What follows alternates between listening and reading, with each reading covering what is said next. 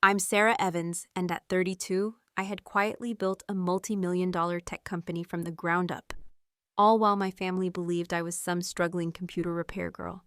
But no amount of success ever earned me what I truly wanted: my parents' respect.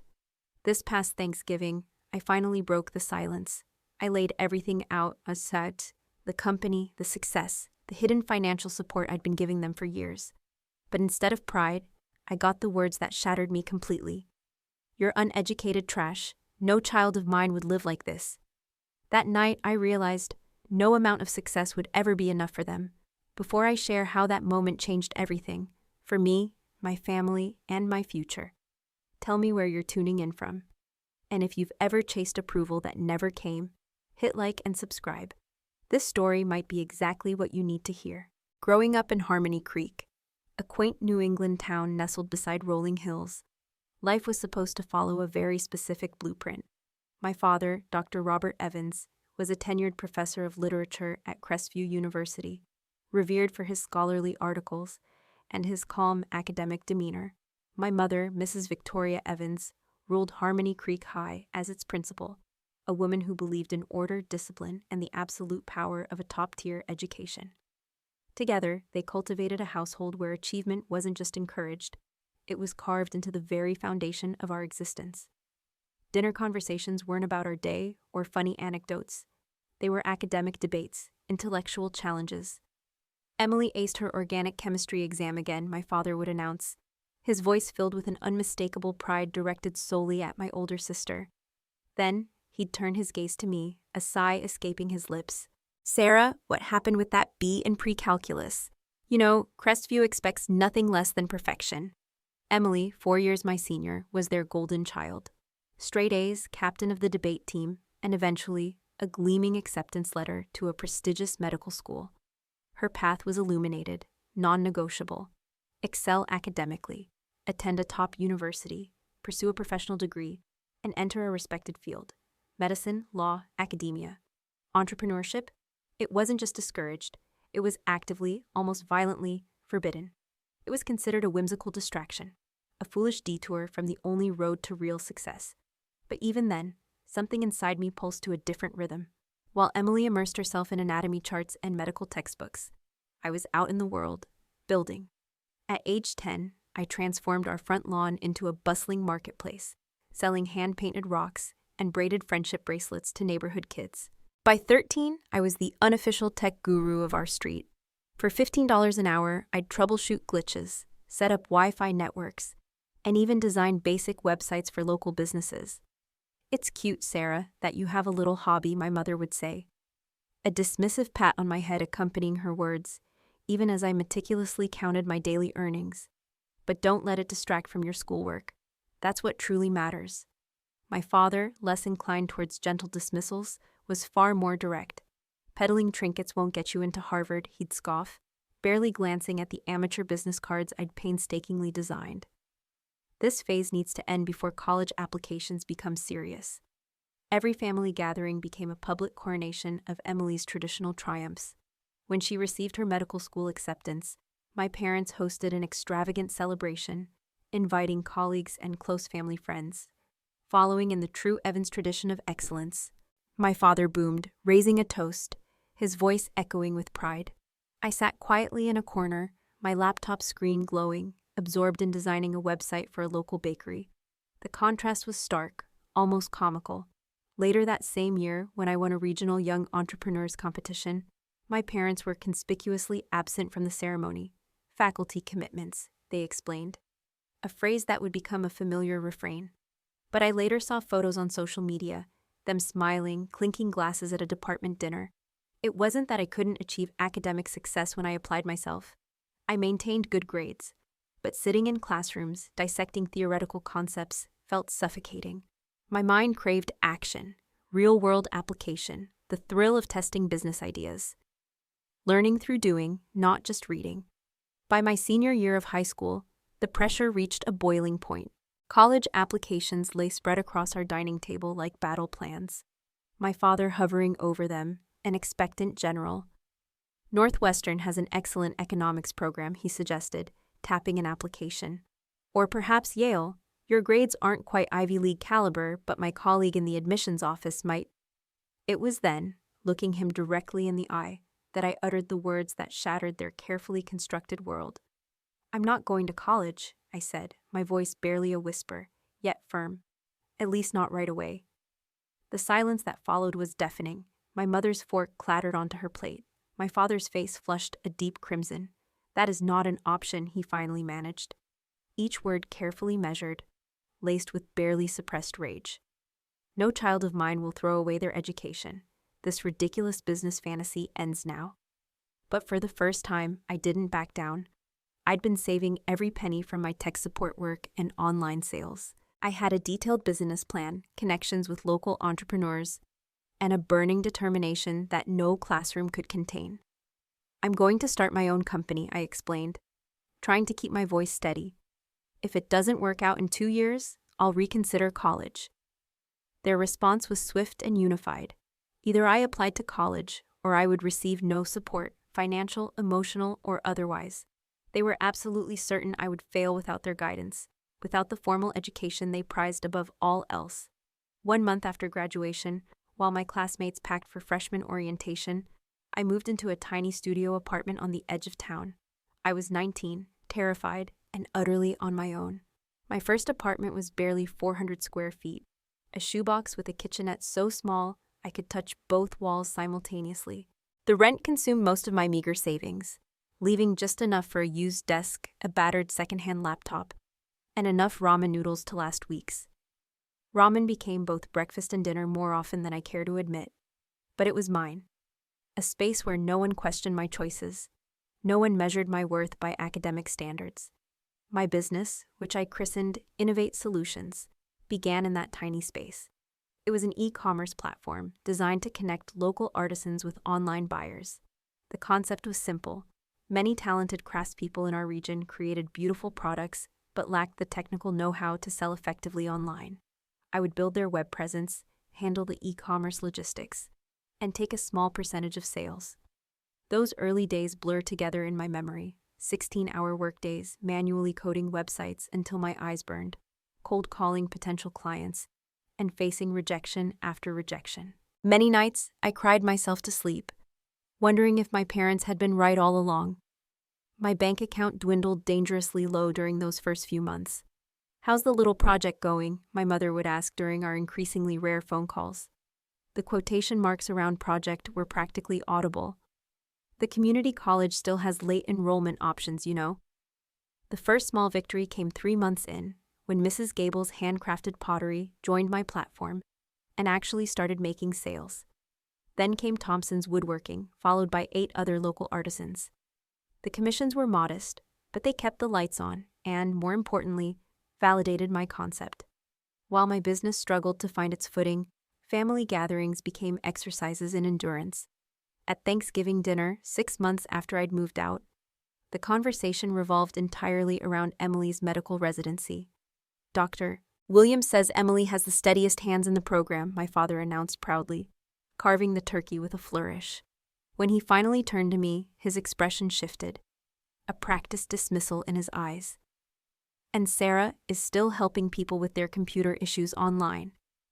Innovate Solutions now represents 15 artisans with a combined monthly revenue of, I began, but my mother swiftly cut me off, passing the cranberry sauce. "Patricia's daughter just started at Cornell, Robert. Imagine where you could be now, Sarah." It was a constant drumbeat of comparison, a subtle but relentless chipping away at my confidence. It was at a local business networking event that I met Dr. Evelyn Reed, founder of a wildly successful software company.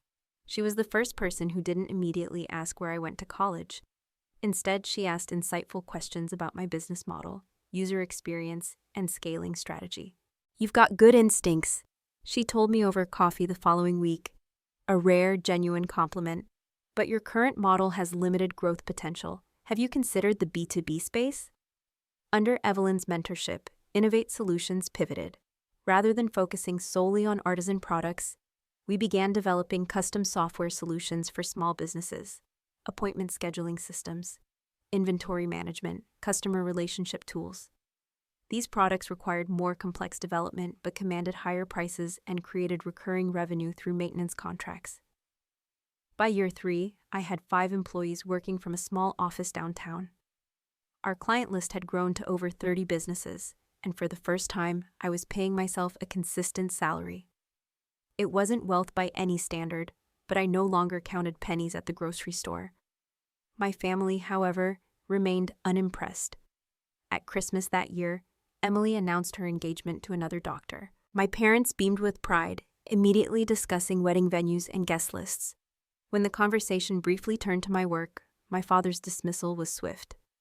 Sarah helps businesses with their computers, he explained to bewildered relatives, as if I ran a one-person IT help desk, rather than a growing software company.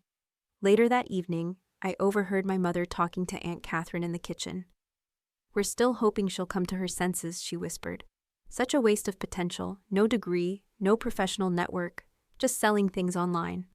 I bit my tongue, knowing that trying to explain the complexities of custom software development or our expanding client base would fall on deaf ears. In their world, success without academic credentials simply didn't compute. The final insult came during Emily's extravagant wedding, where I was seated at the distant relative's table, far from my immediate family. During his speech, my father praised his accomplished daughter, the doctor, and her equally accomplished husband. He raised his glass, tears welling in his eyes. He never once acknowledged his other daughter, sitting quietly in the corner, the one whose company had just landed its first 6-figure contract. On the drive home, a decision solidified in my mind. I would stop seeking their approval. My company would succeed or fail on its own merits, and I would measure my worth by my own standards, not theirs. That resolution would be tested sooner than I expected. The following month, my father called with news that would dramatically reshape our family dynamics. The breakthrough for Innovate Solutions came in my 4th year. Coastal Chain, a regional retail giant with 43 locations, approached us about developing an advanced inventory management system. Their existing software was outdated, causing massive inefficiencies across their operations. This wasn't just another small business client. This was the kind of contract that could transform Innovate Solutions overnight. "They're considering several vendors," Mark Chen, my lead developer, warned, his voice tinged with apprehension. "Companies much larger than us, with established reputations."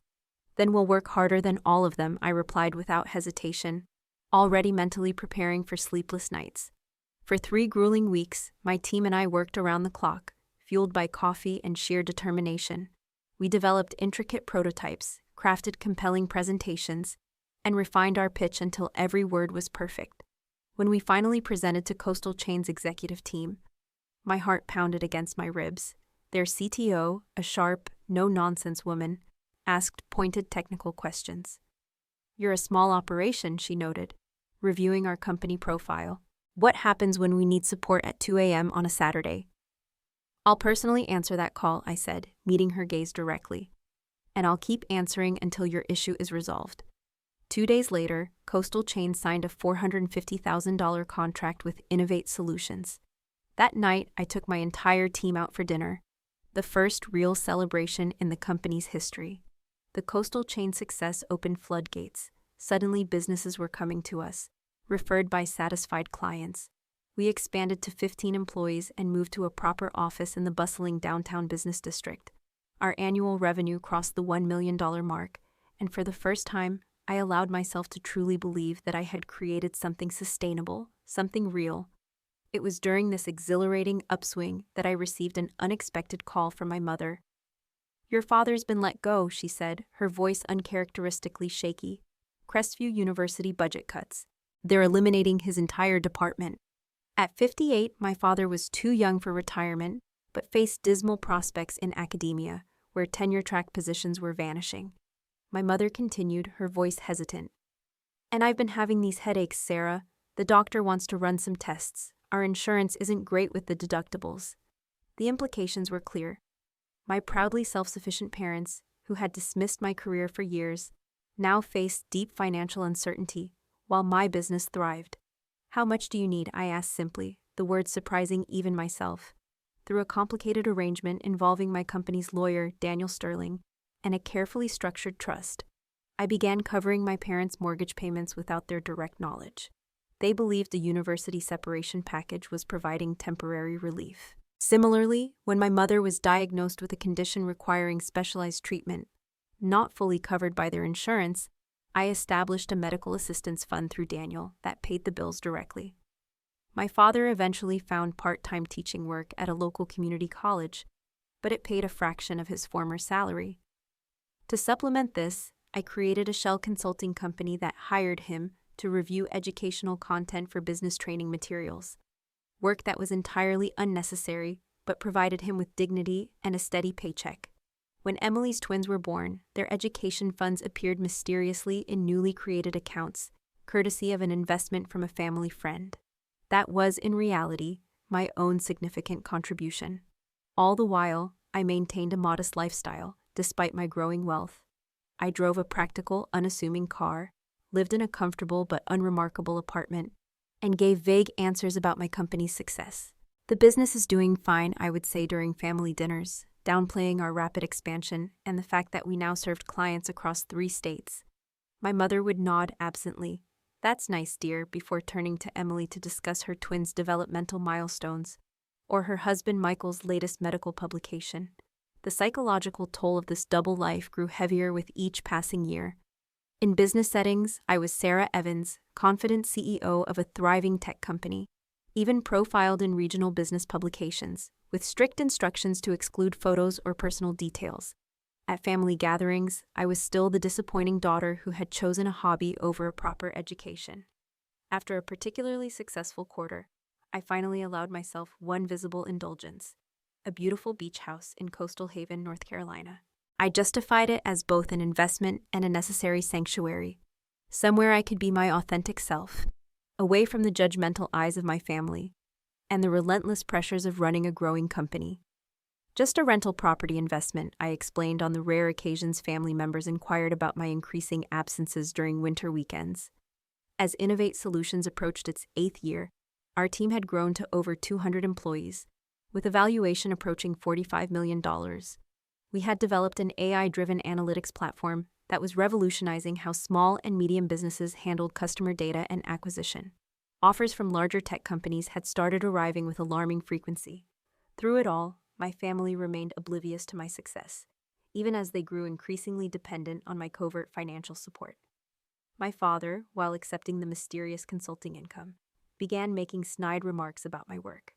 "Still playing with computers, Sarah?" he asked during a family dinner shortly after I'd turned down a $30 million acquisition offer. Emily's hospital just named her department head. My mother nodded proudly. The youngest in the hospital's history. Emily herself had begun noticing discrepancies in my carefully constructed facade. "Interesting watch," she commented, eyeing my wrist during a holiday gathering. "That looks like the new Cartier.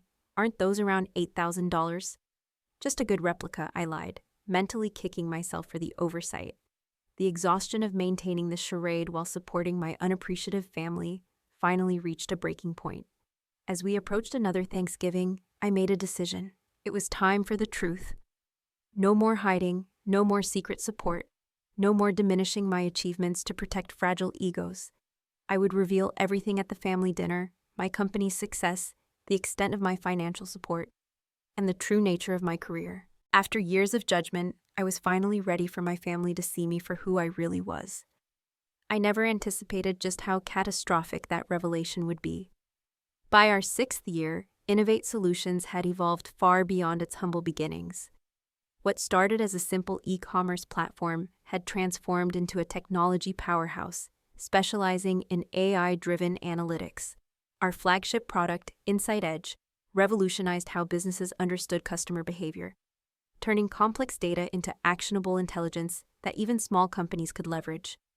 The market response was extraordinary. Our client list expanded exponentially, with companies willing to pay premium prices for access to our proprietary algorithms. Revenue soared, and suddenly, I found myself leading a company valued at $45 million, a number that sometimes felt surreal even to me. Tech giants took notice. First came the partnership inquiries, then the acquisition offers.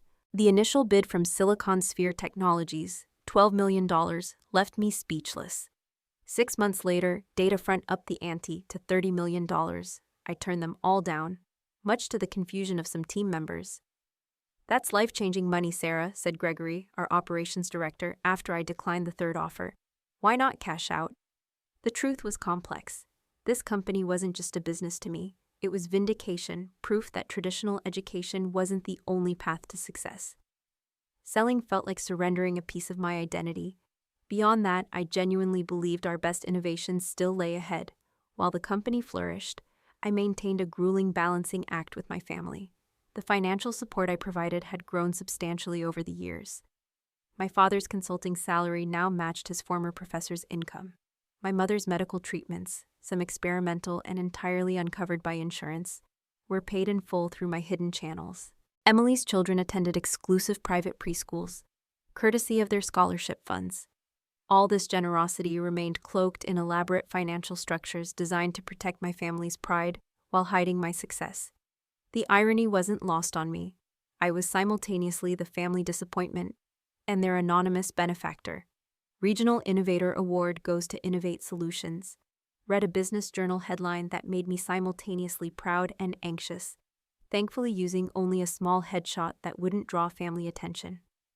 My personal sanctuary became increasingly important as the pressures mounted. The beach house in Coastal Haven represented more than just a luxury. It was the one place where I could be completely authentic. The sound of waves outside my window, the warmth of the North Carolina sunshine, and the blissful absence of judgment created a peaceful contrast to my complicated life back home. During one particularly stress-filled period, I spent 3 consecutive weekends in Coastal Haven, drawing suspicious questions from my mother. "Another business trip?" she asked, her tone suggesting skepticism. "You seem to be away an awful lot for someone running a small computer business." "Client meetings," I replied vaguely, wondering how she'd react if she knew I'd just flown there on a private charter after closing a multi-million-dollar deal. The dynamics with my father grew increasingly strained. Despite the financial lifeline I'd provided, his resentment seemed to deepen with each passing year. Perhaps it was wounded pride from his unexpected career derailment, or maybe it was the cognitive dissonance of accepting help from the daughter whose choices he'd so thoroughly disapproved of. "When are you going to get a real job, Sarah?" he asked during a Sunday dinner shortly after I'd been featured in Tech Entrepreneurs Under 35 magazine. "You can't fix computers forever." I'd long stopped trying to explain that I didn't fix computers, that I ran a rapidly growing technology company with hundreds of employees and innovative products. Such corrections only seemed to aggravate his dismissal. My mother, ever the conciliator, maintained a careful neutrality that ultimately enabled my father's behavior. "Your father just wants what's best for you," she'd say after particularly hurtful comments, never acknowledging that perhaps I'd already found what was best for myself. Emily's attitude shifted from dismissive to subtly envious, as small signs of my wealth occasionally slipped through my careful facade. The designer handbag I absent-mindedly carried to a family gathering, the casual mention of a business trip to Tokyo, the new luxury SUV I explained away as a company car. Each detail fueled her growing suspicion. "Fixing computers must be more lucrative than I thought," she remarked pointedly, after noticing my Christian Louboutin shoes at a family birthday celebration. The strain of this double life began taking its toll. I developed insomnia, checking my phone at 3:00 a.m. to ensure no financial transfers could be traced back to me. I maintained separate wardrobes, conservative, middle-income, appropriate clothes for family functions, and the designer attire more suited to my actual position for business events. I scheduled dentist appointments in different cities to avoid family members discovering I had the premium dental insurance typically reserved for high-level executives. As my 32nd birthday approached, exhaustion settled deep in my bones. The company continued its meteoric rise. We now had offices in 3 cities, and Forbes had included me in their ones to watch section. Meanwhile, my father's most recent birthday card included a newspaper clipping about adult education programs at the community college. During a late-night strategy session with my executive team, I found myself staring out the window of our sleek downtown office. While my colleagues debated market expansion, Mark called, pulling me from my thoughts. "Sarah, we need your input on the European launch." I turned back to the room, to these people who respected my vision and valued my expertise, and made a decision. The charade had gone on long enough. It was time for honesty, whatever the consequences. "I'm going to tell my family everything," I announced to Samantha, my assistant and closest confidant, the next morning. Her expression reflected concern. "Are you sure that's wise? You've gone to extraordinary lengths to keep them in the dark." "That's exactly the problem," I replied, feeling a strange mix of terror and relief. "I'm tired of hiding who I am and what I've built. If they can't accept my success on my terms, then perhaps it's time to reevaluate those relationships entirely." I spent the next week preparing mentally, rehearsing what I would say, gathering documentation of my company's growth, and even compiling meticulous records of the financial support I'd provided over the years. Part of me hoped that, faced with irrefutable evidence of my success, my family might finally offer the acknowledgement I'd long stopped expecting. The Thanksgiving table was set, the familiar family china arranged perfectly as always. As I helped my mother bring out the final dishes, I resolved that this would be the last holiday I spent diminishing myself to soothe others' egos. For better or worse, the truth would finally be served alongside the turkey and cranberry sauce. Thanksgiving at the Evans household had always followed the same script. Mother's perfectly roasted turkey, father's ceremonial carving, Emily's updates on her impressive medical career, and minimal interest in my computer business. This year would be different. I arrived early, my stomach in knots, a portfolio of company information tucked discreetly in my handbag. The familiar scent of sage and butter filled the air as my mother fussed over last-minute preparations. "Need any help?" I offered, setting down a bottle of expensive champagne I'd brought for the revelation. "Oh, that's not necessary," she replied, barely glancing at the bottle. "Emily is bringing wine. She knows a specialist who imports from small French vineyards." My father entered, newspaper tucked under his arm. "Sarah," he acknowledged with a curt nod before turning to my mother. "Is Emily here yet? I want to tell her about the hospital board position Roger mentioned." The scene was so familiar, it was almost comical. My presence, a mere footnote to the anticipated arrival of my sister. Today, that would change. Emily arrived with her husband Michael and their twins, creating the usual flurry of excitement. "Dr. Emily Evans Winters," my father announced proudly, as if her married name and title were a single honorific. Dinner proceeded predictably. Emily detailed her latest medical conference presentation while my parents listened with rapt attention. Michael discussed his recent publication in a prestigious medical journal. The twins' preschool achievements were meticulously cataloged. When the conversation finally lulled, I took a deep breath and reached for the champagne. "I thought we might celebrate something today," I said, my voice steadier than I expected. "Oh?" My mother looked confused. "Is there an occasion we've forgotten?" "Actually, yes." I poured myself a glass of courage. Innovate Solutions was valued at $45 million last month. The silence that followed was absolute. My father's fork paused midway to his mouth, a piece of turkey dangling precariously. "What are you talking about?" Emily finally asked, her tone suggesting I'd made an absurd joke. "My company, the computer business you've all dismissed for years." I withdrew several glossy magazine articles from my bag, spreading them across the polished dining table. "We've revolutionized data analytics for small and medium businesses. We have over 200 employees in 3 cities, and I'm the CEO. My father scoffed, picking up one of the articles, his brow furrowed in disbelief. "This can't be your company. Evans is a common name." "It's mine, Dad." I slid the Forbes feature toward him, where my photo was unmistakable. "Everything I've built over the past 8 years, while you were suggesting community college courses." My mother's face had gone pale, her hands trembling slightly on her napkin. "But you never said anything. You drive that ordinary car. Your apartment is so modest." "Because I didn't want you to know," I admitted, my voice dropping slightly. I was tired of being judged for not following the traditional path. Emily examined the articles with growing disbelief, her eyes scanning the text rapidly. "This says you turned down a $30 million acquisition offer. That can't be right." "It was actually $38 million by the time negotiations ended," I corrected, a touch of defiance in my voice. "I declined because we're worth more independently." Rather than the pride or even grudging respect I'd hoped for, my father's expression darkened, his jaw clenching. "So you've been lying to us for years?" "No more than you've been lying to yourselves," I countered, my voice gaining strength. believing I was struggling when I was thriving, dismissing my career while accepting my financial support. What financial support? My mother asked, genuine confusion evident in her voice. This was the moment of absolute truth. I pulled out another folder filled with meticulously organized documents. Your mortgage has been paid by my trust for the past 4 years. Mom's medical treatments that insurance mysteriously covered. That was me, Dad's consulting position that appeared after the university cut his department. I created a shell company to hire you. Emily's children's education funds, also me. The color drained from my father's face as he stared at the documents spread before him. Bank transfers, trust arrangements, all the elaborate financial architecture I'd constructed to help them while protecting their pride. This isn't possible, he whispered, his voice barely audible, but the evidence before him was irrefutable. My mother began crying quietly, tears streaming down her face. Why wouldn't you tell us? Would you have accepted direct help from your failure of a daughter? I asked softly, my gaze sweeping between them. The one who chose business over college? The disappointment?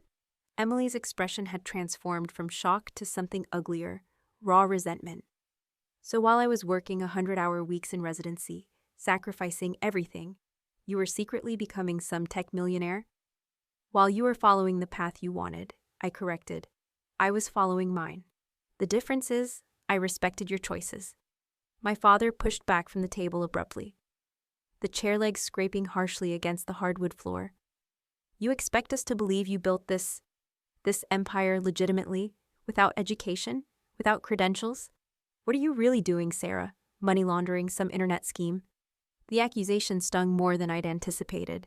After years of building a legitimate, innovative company from the ground up, my own father's first assumption was criminal activity.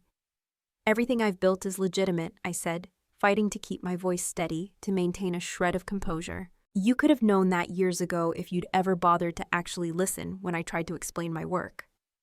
If this is true, my mother interjected, her voice small, why live so modestly? Why hide your success? Because every time I showed even small signs of success, it was dismissed or treated with suspicion, I explained, the weariness evident in my voice. Designer shoes meant I must be in debt. A nice watch was assumed to be a knockoff. It was easier to hide everything than to constantly justify my choices to people who'd already decided I was a failure. The conversation deteriorated rapidly. My father, confronted with evidence that contradicted his 8-year narrative, grew increasingly agitated, his face contorting with a mix of confusion and anger. All that potential, my mother lamented, shaking her head. You could have had a real profession, with a degree, security, respectability. I have a real profession, I countered, my voice rising slightly. One that employs hundreds of people and serves thousands of clients. Emily, perhaps most threatened by this sudden revelation of my true achievements, twisted the knife further.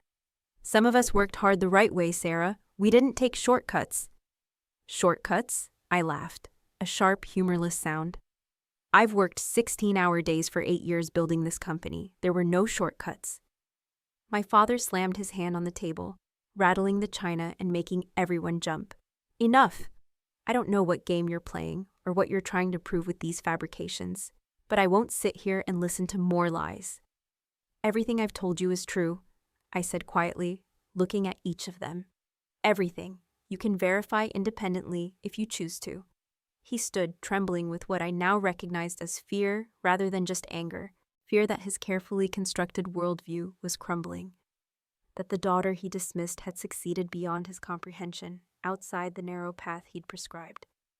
If you've done what you claim, he said, his voice shaking, then you've done it by turning your back on everything this family values: education, tradition, honesty. I've only turned my back on arbitrary limitations, I replied, meeting his gaze squarely. That's when he said the words I'll never forget, words that sliced through me, yet paradoxically set me free. His face contorted with a mixture of rage and humiliation. Get out of my house, you uneducated trash. You lowlife. I don't know what you're really doing to make this money, but no child of mine would behave this way. My mother gasped, but said nothing to contradict him. Emily watched with a strange, cold satisfaction in her eyes. I looked around the table at my father's raging face, my mother's silent complicity, my sister's chilling resentment, and felt a peculiar calm settle over me. For years, I'd craved their approval, orchestrated my life to both support and appease them. In that moment, I realized how futile it had been. "Okay," I said simply, gathering my documents and standing. "If that's how you feel." "Sarah," my mother began, her voice small, but I raised my hand to stop her. "No, it's fine. I've spent years trying to be both the daughter you wanted and the person I actually am. I'm done with that impossible task." I walked to the door without looking back, my father's words echoing in my ears as I stepped outside into the crisp November air. I felt something unexpected, not heartbreak, but relief. The charade was finally over. That night, in an impersonal hotel room, I allowed myself to fully process what had happened. There were tears, certainly, but also a growing sense of liberation. The next morning, I woke with clarity and purpose. It was time to live authentically, without apology or concealment. The family I'd been born into had rejected me at my moment of greatest vulnerability. Now I would build something better, a life without pretense, surrounded by people who valued me for who I really was. The morning after Thanksgiving brought an unusual sensation: lightness. Despite the emotional devastation of the previous evening, I woke in my hotel room feeling as though a crushing weight had been lifted from my shoulders. For the first time in 8 years, I didn't need to maintain elaborate lies or diminish my achievements. The truth, however painfully received, was finally in the open. My first call was to Daniel Sterling, the attorney who had managed my family's covert financial support. "I need you to terminate all arrangements immediately," I instructed, my voice calm and decisive. "The mortgage payments, the medical fund, the consulting contract, the education trusts, all of it." "Are you certain, Sarah?" Daniel asked, concern evident in his voice. "This represents significant financial adjustments for your family." "I'm certain," I replied, my resolve unwavering. "They've made their position clear. I won't continue supporting people who view me as uneducated trash." Next, I contacted Mark Chen, outlining my plans to relocate permanently to Coastal Haven. "Call a company-wide meeting for Monday morning," I told him. "I'll announce the changes then." The weekend passed in a flurry of practical arrangements. My apartment lease would end in 30 days, perfect timing. I arranged for movers to pack my belongings while I flew to Coastal Haven to prepare the beach house for permanent occupancy. My phone buzzed constantly with messages from my mother and, surprisingly, Emily. I read none of them. This boundary was long overdue. Monday's company meeting brought expected shock, but also overwhelming support from my team. "As some of you know, I've maintained a property in Coastal Haven for several years," I explained to the assembled staff. "I'll be relocating there permanently and establishing a new headquarters office. Our operations here will continue unchanged under Mark's day-to-day leadership, with me connecting remotely and visiting monthly."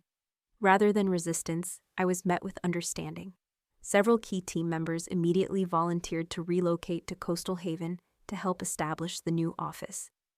"We're with you, Sarah," said Rachel, our marketing director. "Wherever you lead this company, we'll follow." That support contrasted sharply with my family's reaction to the financial changes. 3 days after Thanksgiving, my father called, his voice tight with barely controlled rage. "What is the meaning of this?" he demanded without preamble. "The bank says our mortgage payment was declined. My consulting contract is suddenly terminated." "Yes," I confirmed calmly. "I've ended all financial support, effective immediately." "You can't do this," he spluttered. "Your mother's treatments." "I can, and I have," I interrupted, cutting him off. "You made it abundantly clear that you want nothing to do with my low-life money. I'm respecting your wishes." He began backpedaling immediately. "Now, Sarah, you misunderstood. I was upset, but family is family." "Exactly," I retorted, my voice firm. "And family doesn't call family uneducated trash. Family doesn't dismiss 8 years of hard work as criminal activity. Family supports each other's different paths instead of demanding conformity." The call ended with his threats to contest the financial changes. Empty threats, as Daniel assured me all arrangements had been legally structured to allow termination at my discretion. The calls and messages continued, evolving from angry demands to desperate pleas. The harsh reality of their financial situation began to set in. My mother's tearful voicemails detailed her escalating medical concerns, her voice frail and desperate. Emily's messages, once condescending, turned conciliatory, suddenly interested in my impressive business acumen, and asking for advice. I read and listened to them all, a quiet observer of their unfolding drama, but responded to none. For the first time, I was prioritizing my own well-being over their demands and expectations. Coastal Haven welcomed me with warm sunshine and fresh possibilities. My beach house, previously a weekend escape, became a true home. I redecorated, replacing the impersonal vacation decor with meaningful art and comfortable furnishings that reflected my actual taste, rather than the modest aesthetic I'd maintained for appearances. The new Innovate Solutions office opened in downtown Coastal Haven within 6 weeks, a modern, airy space with ocean views and an open concept design that encouraged collaboration. Several key team members relocated, while others embraced the hybrid arrangement. Freed from the constant anxiety of discovery, I found myself engaging more authentically with my new community. I introduced myself to neighbors as the CEO of a successful tech company, rather than vaguely mentioning work in computers. I joined local business organizations and began building genuine connections. At a beach cleanup event, I met Ben Carter, an environmental engineer who asked thoughtful questions about my company without a hint of skepticism about my credentials or success. "That's fascinating work," he said when I explained our analytics platform. "Have you considered applications for environmental data modeling? There's tremendous potential there." Our conversation flowed easily, touching on business, environmental science, and our shared love of kayaking. When he asked me to dinner the following evening, I accepted without my usual hesitation about what might slip about my true circumstances. "I'd love to," I said simply, realizing how refreshing it felt to enter a relationship with complete transparency from the start. As weeks turned to months, the desperate communications from my family gradually tapered off. The initial flurry of daily calls dwindled to weekly, then occasional messages. The tone evolved from demanding to pleading, culminating in letters that arrived at my new office address, my father, apparently, having researched the company location. The first letter was accusatory. "After all we've done for you, this is how you repay us, by abandoning your family in their time of need." The second, received 2 weeks later, attempted guilt. "Your mother's condition is worsening without proper treatment. Is this the daughter we raised?" The third, arriving a month after that, offered a conditional olive branch. "Perhaps we were hasty in our judgment. If you would reconsider your rash decisions, we could discuss your business success more thoroughly." I read each one carefully, recognizing the manipulative patterns that had defined our relationship for years. None acknowledged the fundamental issue, their inability to accept my choices and success on my terms rather than theirs. Meanwhile, my life in Coastal Haven flourished. The company continued its impressive growth trajectory, launching new products and expanding into international markets. My relationship with Ben deepened into something genuine and supportive, built on mutual respect rather than false pretenses. Most importantly, I found a community of fellow entrepreneurs who understood the journey I'd traveled. At a business leader retreat, I was surprised to discover how many successful founders had similar stories of family rejection or dismissal. "My parents didn't speak to me for 3 years after I dropped out of law school to start my company," shared Jessica Chen, founder of a healthcare technology firm. "Now they brag about me to their friends." "My father called my business plan a fantasy and refused to even discuss it," added Marcus Green, whose sustainable energy startup had recently gone public. "He sends me newspaper clippings about it now, as if he supported me all along." These conversations helped me realize that my experience, while painful, wasn't unique. The path of entrepreneurship often diverged sharply from family expectations, creating rifts that sometimes healed with time and sometimes didn't. 6 months after my relocation, I received a text from Emily that was different from the others. "I'm sorry," it read. "Not for everything, not yet, but for not seeing what you were building, for not respecting your choices." It wasn't a complete reconciliation, but it was the first genuine acknowledgement from any family member. I responded with a simple, "Thank you," that tiny opening of a door, just slightly, to whatever might come next. As I stood on my beach house deck that evening, watching the sunset paint the Gulf of Mexico in brilliant oranges and pinks, I reflected on the journey that had brought me here. The painful confrontation at Thanksgiving had been necessary, the catalyst for finally living authentically. My phone buzzed with a message from Ben. Still on for dinner? I'm thinking that new seafood place on the marina. I smiled, typing back, perfect. Meet you there at 7. This was my life now. Honest, unburdened, and entirely my own creation.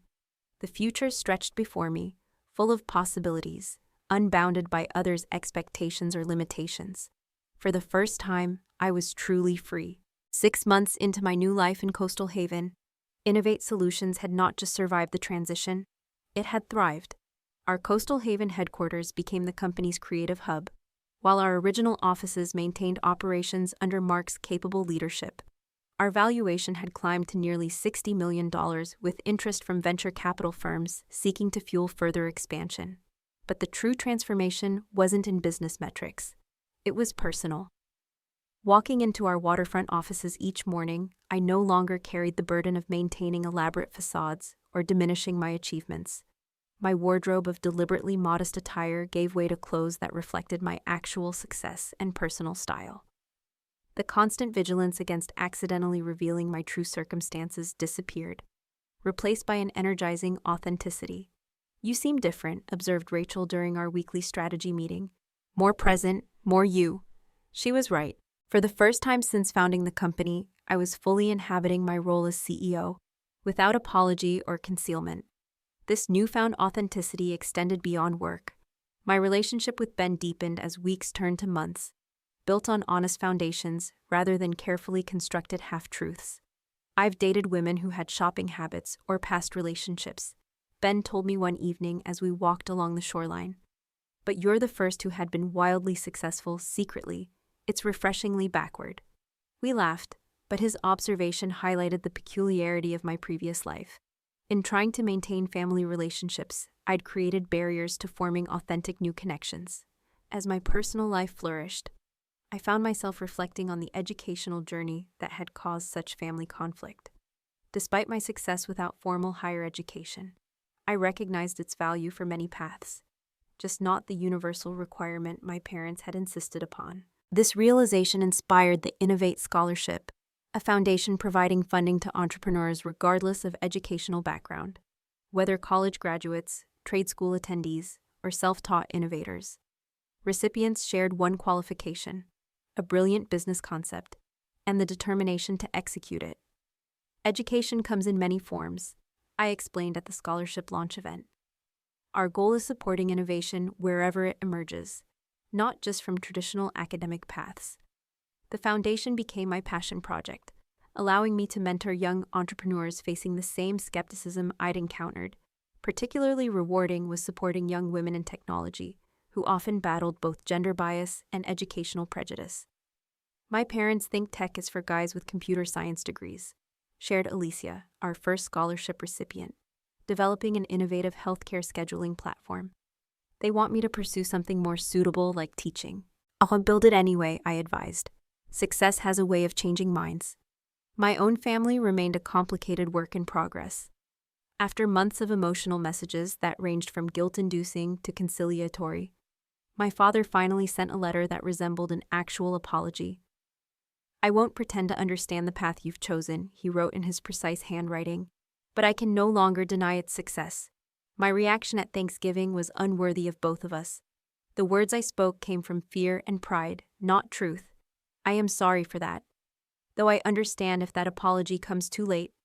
It was the first communication that didn't include demands for resumed financial support or conditions for reconciliation. I read it several times, recognizing the immense difficulty such an admission must have caused him. After careful consideration, I sent a measured response. Thank you for your letter. The words hurt deeply, but more painful was the lifetime of dismissal that preceded them. I'm building a life based on mutual respect and support. If you're interested in being part of that life, it needs to be on those terms. We weren't reconciled, but a door had opened slightly. My mother called soon after, her voice tentative and unfamiliar without its usual certainty. We've had to make many adjustments, she explained, referring to their financial situation. Your father is teaching more classes at the community college. I've returned to work part-time in school administration. I listened without offering solutions, allowing them the dignity of managing their own circumstances, just as I had when they offered no support for my early business attempts. This wasn't revenge. It was establishing healthy boundaries that should have existed years earlier. Emily and I established a cautious communication pattern. Her initial apology text evolved into occasional phone calls, awkward at first, but gradually more genuine. The competitive dynamic that had defined our relationship since childhood slowly transformed into something resembling mutual respect. The twins asked about their entrepreneurial aunt yesterday, she mentioned during one call. Apparently, Jacob wants to start a lemonade stand and thinks you're the expert to consult. It was a small thing, but a significant acknowledgement of my expertise in my chosen field, rather than dismissal of its legitimacy. As my company continued growing, I found myself creating a different kind of family, a chosen one, of friends, colleagues, and mentors who supported each other without conditional approval. Sunday dinners at my beach house became a tradition, gathering a diverse group of people who accepted each other's different paths and celebrated various forms of success.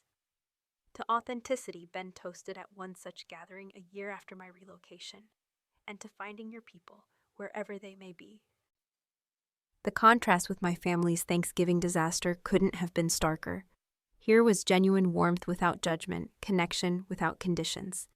Evelyn, my first business mentor, visited from the Midwest and observed this transformation with satisfaction. I knew you had the business acumen, she told me, a warm smile on her face.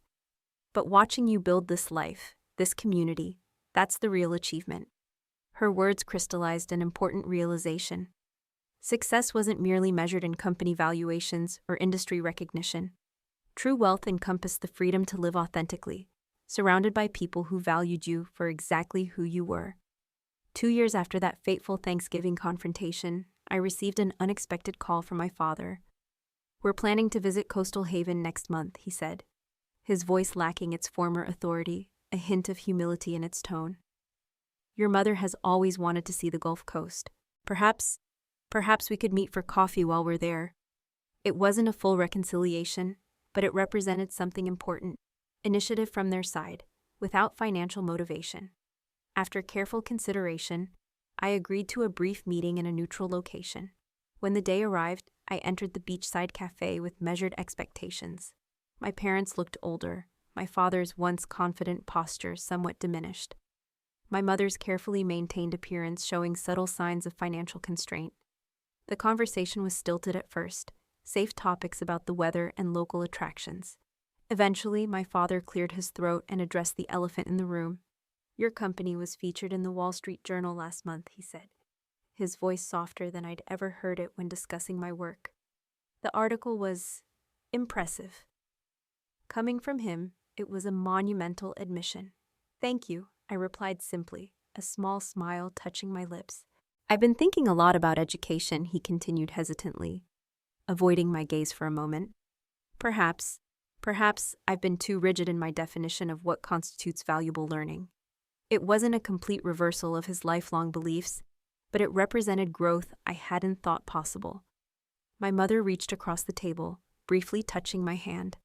"We're proud of what you've built, Sarah," she said quietly, her eyes shining with unshed tears, even if we didn't understand how to show it. The meeting lasted just under an hour, not enough to heal years of dismissal and judgment, but perhaps a beginning. As we parted, I felt neither the desperate need for their approval that had driven me for years, nor the angry rejection that had followed our confrontation. Instead, I felt compassion for their limited perspective and gratitude for having found my own path despite it. Back at my beach house that evening, I walked along the shore, reflecting on the journey that had brought me here. The business success was significant, certainly, but the personal growth was the true achievement. Learning to define my worth by my own standards, rather than external validation. The sun dipped toward the horizon, painting the sky in brilliant oranges and pinks. My phone buzzed with a message from Ben, followed by notifications of a major new client signing and a reminder about tomorrow's scholarship committee meeting. This was my life now, rich with purpose, connection, and authenticity. The path hadn't been what I expected, or what my family had prescribed. It had been messier, more challenging, and ultimately, far more rewarding than any traditional route could have offered. In choosing my own direction and staying true to my vision despite constant doubt from those closest to me, I discovered a fundamental truth. Success isn't measured by degrees on walls or approval from others. It's measured by the courage to define and pursue your own vision of fulfillment. As I watched the sun sink below the horizon, I felt profound gratitude for the difficult journey that had led to this peaceful shore. The rejection that once seemed devastating had ultimately freed me to build something more authentic, both in business and in life. So what about you? Have you ever had to choose between family expectations and your own path? Did you follow the traditional route, or did you forge your own way, despite the doubts of those closest to you? Share your experiences in the comments below. If this story resonated with you, please like and subscribe to hear more journeys of resilience and self-discovery. Remember, sometimes the people who believe in you the least inspire you to become your best. Thank you for joining me today, and may you find the courage to live authentically, whatever that means for you.